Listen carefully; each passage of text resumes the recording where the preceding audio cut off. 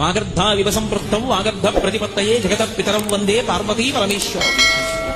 అందరూ శివుడికి చెందిన వారే. అందుకే మీరు జాగ్రత్తగా గమనించండి, భూత ప్రేత పిశాచాదులు ఉంటాయి, వాటికి కూడా తండ్రి ఎవరు అంటే శంకరుడే.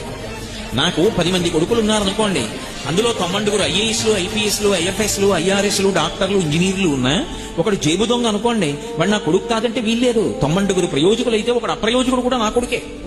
ఎందుకంటే వాడిని కన్నవాడిని నేను. ఈ లోకంలో భూతములు, ప్రేతములు, పిశాచములు ఉన్నాయి అంటే వాటిని కన్నవాడు కూడా ఎవడో ఉండాలి. ఆయన పరమశివుడు తప్ప వేరొకడు ఎలా అవుతాడు? అందుకే ఈ సమస్తమైన భూతగణములకు కూడా తండ్రి ఎవరు అంటే శంకరుడే. అవి కూడా ఎవరి మాట వింటాయి అంటే తండ్రి మాట వింటాయి. కాబట్టి ఆయనతో అనుబంధము లేని వారు ఎవరున్నారు? ఎవరు ఉండరు.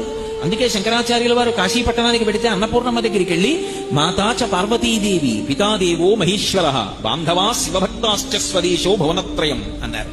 మా అమ్మ పార్వతీదేవి, మా నాన్నగారు పరమశివుడు. భక్తులందరూ శివ అని నేను అన్నప్పుడు విష్ణువు కాదు అని మీరు అర్థం చేసుకోకూడదు. శివుడికి విష్ణువుకి మధ్య భేదం ఎప్పుడూ చూడరాదు. అందుకే సంధ్యావందనం చేసినా సరే మొట్టమొదట అడిగేది ఏమిటి అడుగుతామంటే శివస్య హృదయం విష్ణోశ్చ హృదయం శివ.